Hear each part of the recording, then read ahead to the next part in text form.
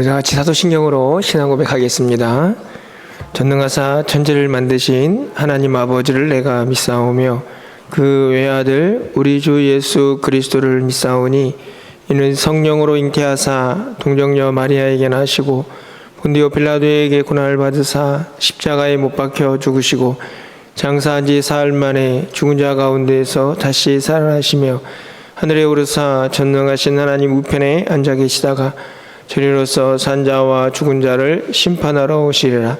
성령을 믿사오며 거룩한 공예와 성도가 서로 교통하는 것과 죄를 사하여 주시는 것과 몸이 다시 사는 것과 영원히 사는 것을 믿사옵나이다. 아멘.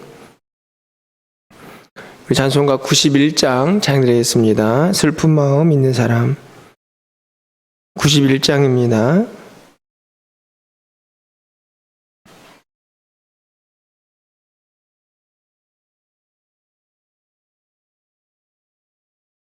슬픈 마음 있는 사람 예수 이름 믿으면 영원토록 변함없는 기쁜 마음 얻으리. 예수의 이름은 세상의 소망이요 예수의 이름은 전국의 기쁨일세. 거룩하신 주의 이름 너의 방패 삼으라. 환난 시험 당할 때에 주께 기도드려라. 예수의 이름은 세상의 소망이요 예수의 이름은 전국의 기쁨일세. 존귀하신 주의 이름 우리 기쁨 되도다. 주의 품에 안길 때에 기뻐 찬송 부르리. 예수의 이름은 세상의 소망이요 예수의 이름은 전국의 기쁨일세.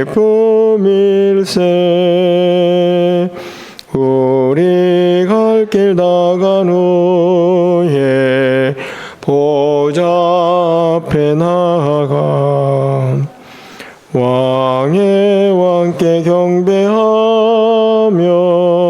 면류관을 드리리.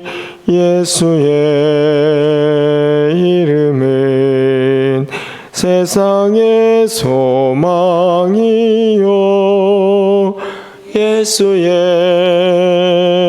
이름은 전국의 기쁨일세. 아멘. 하나님 말씀 봅니다. 마가복음 5장 1절에서 8절까지만 교독하겠습니다.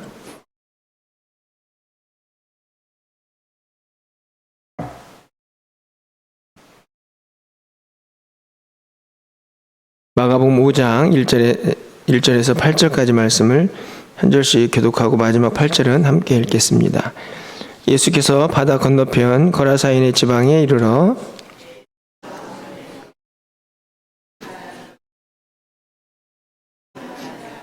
그 사람은 무덤 사이에 거처하는데 이제는 아무도 그를 쇠사슬로도 맬 수 없게 되었으니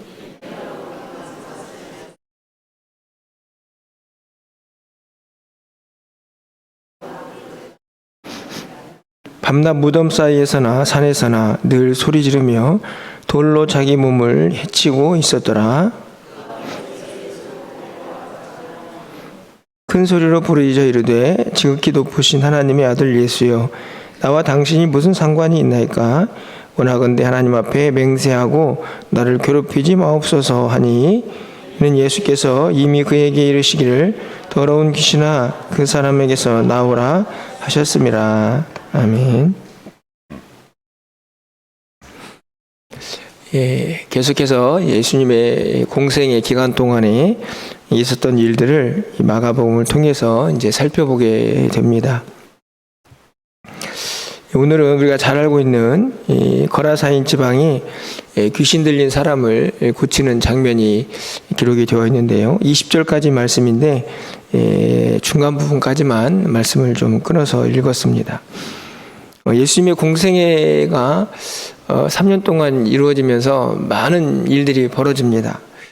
사실은 그 안에는 이제 기적 같은 일들이 참 많이 일어나게 되는데요.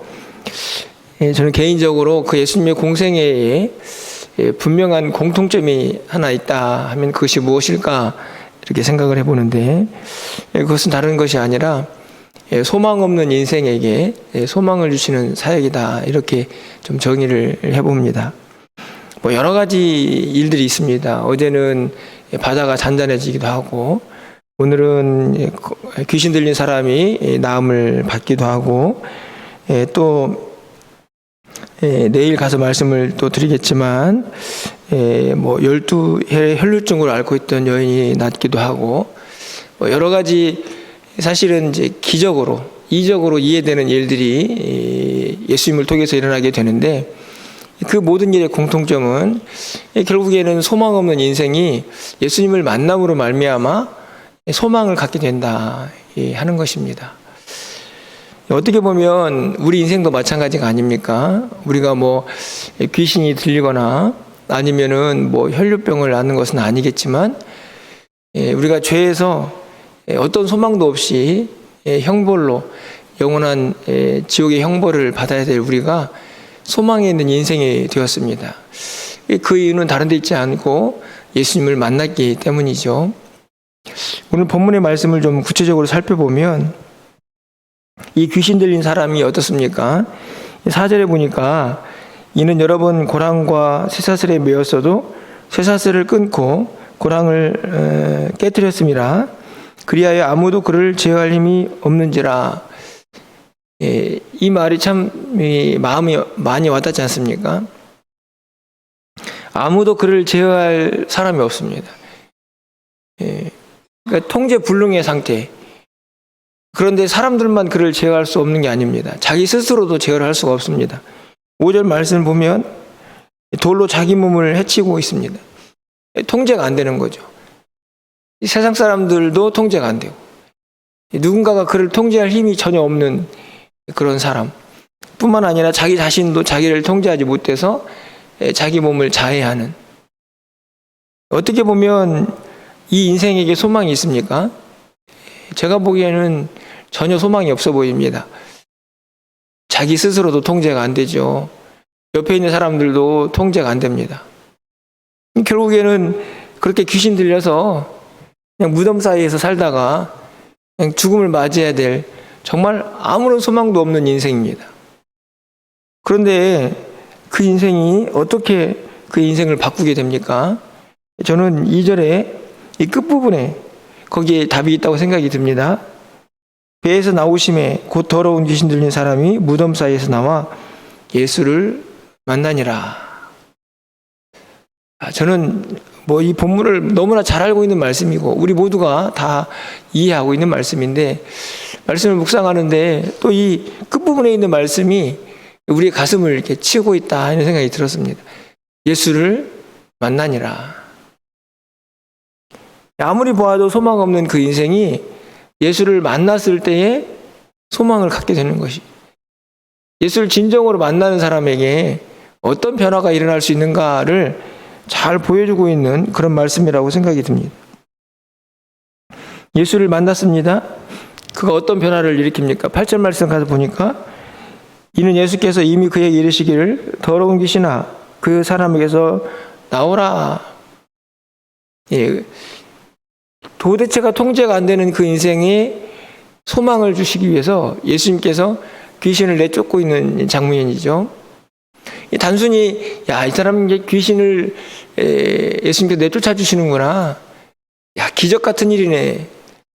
물론 그렇게 해석하는 게 맞지만 실제적으로 이 사람에게 있어서 소망 없는 인생이 예수님을 만나서 정상적인 삶으로, 소망이 있는 삶으로 다시 가족의 품에 들어가서 그 삶을 살아내는 것이지요.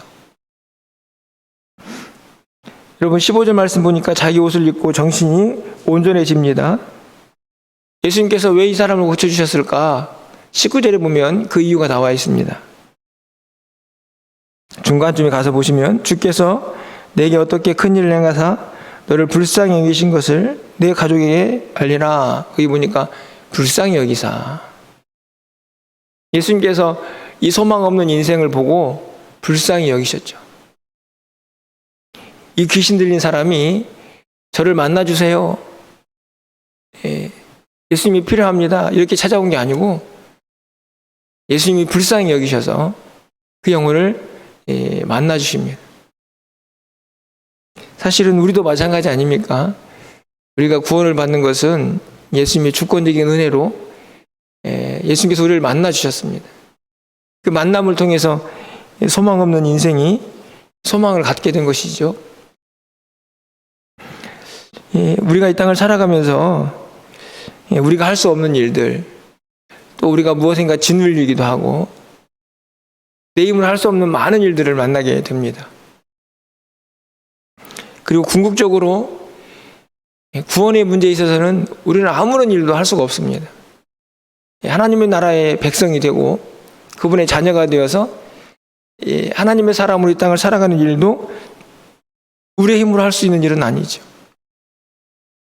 그런데 오늘 이 거라사인 지방에 있던 아무도 통제가 불가능한 소망 없는 인생을 주님이 만나서 그 영혼이 변화가 되고 소망을 갖게 됩니다.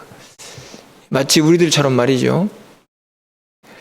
그런데 참 안타까운 모습이 있습니다. 이렇게 예수를 만나면 그 인생이 소망을 갖게 되는데, 여러분 세상의 모습을 한번 볼 수 있는 대목을 좀 찾아볼까요?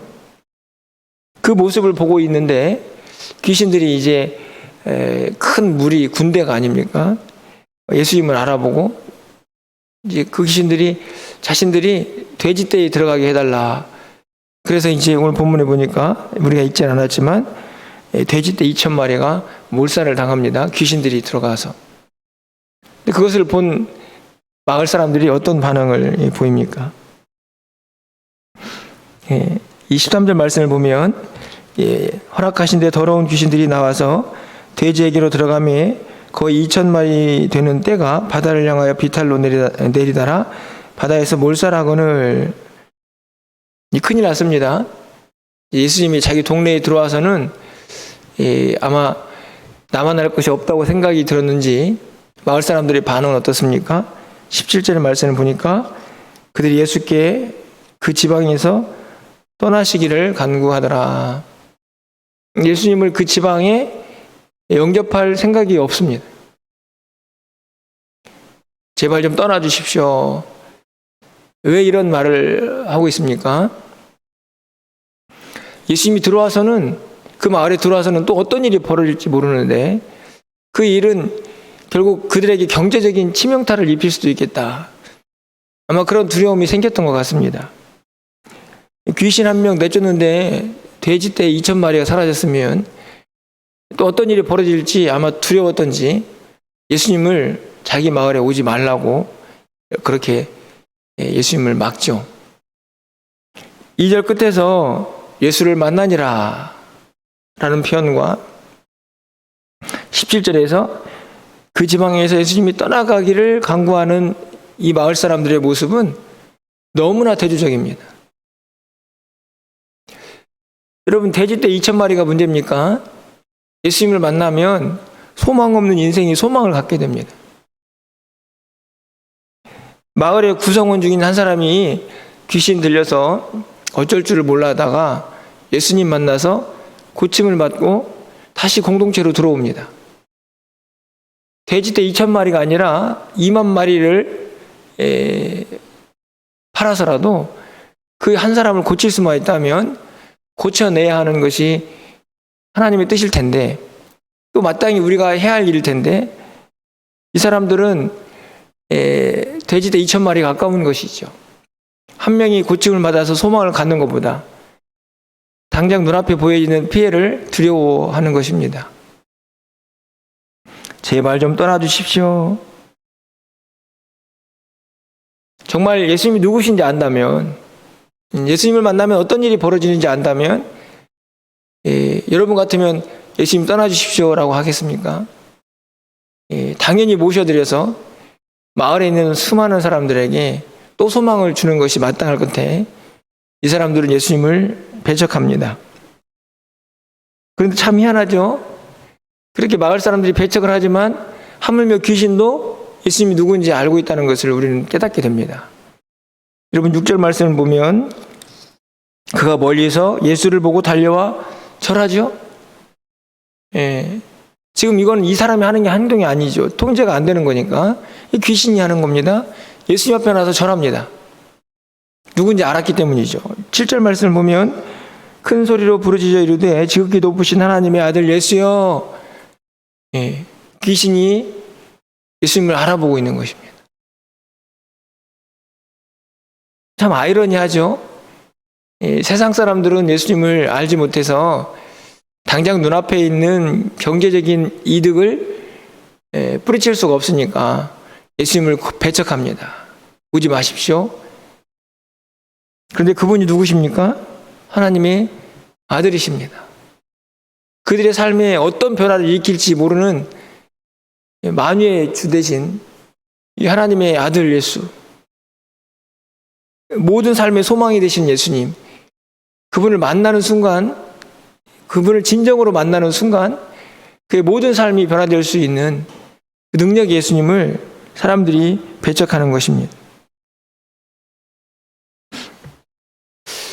저는 이 모습을 보면서 저희가 4장에서 살펴보았던 예수님의 씨 뿌리는 말씀의 비유를 좀 떠올리게 되는데요. 여러분 기억이 나시나요? 이 씨를 뿌렸을 때에 씨를 받게 되는 밭들이 있지 않습니까? 길가가 있었고 돌밭이 있었고 그리고 가시떨기에 씨가 뿌려집니다. 말씀의 씨가 뿌려졌을 때에 궁극적인 목표는 결실이라고 말씀을 드렸는데, 이 마지막 가시떨기 밭에 떨어진 씨앗이 결실하지 못하도록 막는 것이 혹시 무엇이었는지 기억나십니까? 바로 세상의 염려와 재물의 유혹과 기타 욕심이죠. 저는 오늘 이 예수님을 배척하는 마을 사람들의 모습에서 재물의 유혹, 물질이죠. 그 물질이 그들을 가로막습니다. 돼지떼 2,000마리가 너무 아까웠던 거죠. 그 물질을 뛰어넘지 못하니 예수님을 영접할 마음이 전혀 생기지 않는 겁니다. 재물의 유혹, 기타 욕심이 말씀의 결실을 방해하는 것처럼 결국 예수님을 만나야 되는데, 예수님을 영접해야 되는데, 그래야 인생에 소망이 생기는데 결국에는 눈앞에 보이는 물질적인 손해를 감당할 마음이 없는 것이죠. 저는 이 모습 속에서 이 세상 사람들의 모습, 이 마을 사람들의 모습만이 아니라 저는 오늘 우리의 모습을 봅니다. 우리는 알고 있습니다. 예수님이 세상의 소망이라는 것을. 그리고 그분의 말씀대로 사는 것이 우리에게 진정한 소망이 있다는 것도 알고 있죠. 그런데 구체적으로 정말 예수님의 말씀대로 살아내기 위해서 우리를 방해하는 이 세상의 것들을 능히 이겨낼 그런 결단과 다짐이 있는가 하는 것을 오늘 본문에서 우리는 다시 한번 돌아보게 되는 것입니다. 오늘도 말씀을 듣습니다. 또 이 말씀 앞에서 예수님이 우리의 소망인 것을 압니다. 그분을 진정으로 만나야 되는 것도 우리는 너무나 잘 알고 있습니다. 그 가운데에서 혹시나 또 예수님을 만나는 일에 우리 안에 방해가 되고 있는 것, 말씀의 결실을 방해하는 그 무엇이 세상적인 그 무엇이 있다면 우리가 그것을 버리고 오늘 2절에 있는 이 아주 짤막한 이 말씀을 더 묵상해야 하지 않을까 생각합니다. 예수를 만나니라. 간절히 바라기는 또 오늘 새로운 한 날을 살게 됩니다. 예수님을 믿고 있습니다. 우리가 예수님을 알고 있습니다. 그분의 능력도 알고 그분이 우리에게 준 소망도 알고 있습니다. 간절히 바라기는 그분을 온전히 신뢰하시고 그분을 내 마음속에 참된 주인으로 여러분이 삼으셔서 그분과 온전히 함께하는 삶이 되시기를 주님의 이름으로 간절히 축원합니다. 바울이 내가 사는 것은 그리스도다. 내가 사는 것은 그리스도다. 이렇게 말씀을 했습니다. 그 말은 내 삶이 송두리째 예수님이다. 예수님을 진짜 만난 사람의 모습입니다. 예수님의 지배를 받고 예수님의 통제를 받으며 그렇게 믿음의 길을 가는 것이죠. 그 사람에게 진정한 주님의 능력이 나타나게 될 것이고 주님과 동행하는 소망 있는 삶이 펼쳐지게 될 것을 저는 확실히 믿습니다. 그 믿음으로 오늘 한 날을 살아가시고 여러분의 삶의 중심에 항상 예수 그리스도가 왕이 될 수 있기를 주님의 이름으로 간절히 축원합니다. 기도하겠습니다. 귀신 들려서 세상 사람들도 감당하지 못하고 자기 자신도 통제가 되지 않아 자해를 했던 이 소망 없는 인생이 예수님을 만났습니다. 귀신은 나가고 가족으로 돌아가고 그에게도 이제는 인생을 살고자 하는 소망이 생겼습니다. 하나님 감사합니다. 소망 없는 우리에게도 주님 찾아오셔서 우리 마음을 놔주시고 우리에게 인생의 소망을 주심을 감사합니다. 우리의 삶의 중심에 우리의 주인이 되신 예수님을 모시고 그분을 왕으로 섬기며 날마다 살아갈 수 있는 우리 모두가 되게 하여 주시옵소서. 예수님을 가로막는 이 세상의 많은 것들을 다 내어놓게 하여 주시고 오직 주님과 함께 동행하며 바울처럼 우리는 이제 내가 사는 것이 그리스도다라고 담대하게 고백할 수 있는 하나님의 사람들이 다 될 수 있도록 주님 역사하여 주시옵소서. 오늘도 그 주님과 동행하며 그 하나님의 위대하심을 마음껏 선포하며 찬양하며 살아갈 수 있는 오늘 우리의 한날이 될 수 있도록 주께서 역사하여 주시옵소서. 사랑하는 성도들의 출입을 온전히 지켜주시기를 간절히 소망합니다. 우리의 발걸음이 실족하지 않도록 인도하여 주시고 주님과 날마다 동행하며 하나님의 능력을 날마다 덧입으며 살아갈 수 있도록 주님 인도하여 주시옵소서. 무엇을 하든지 간에 하나님의 영광 드러내며 살게 하여 주시고 출타한 성도들의 발걸음을 복되게 하시며 연약한 성도들의 발걸음을 새롭게 일으켜 주시옵소서. 주님 앞에 기도하고 간구할 때마다 살아 역사하시고 우리의 소망 되신 주님을 날마다 경험하며 살아갈 수 있도록 주님 도와 주시옵소서. 오늘도 우리의 기도를 들응답하시고 계속되고 있는 주일학교 사역 가운데에도 말씀의 능력과 은혜가 넘쳐날 수 있도록 하나님 도우시고 인도하여 주시옵소서. 예수 그리스도의 이름으로 기도합나이다. 아멘.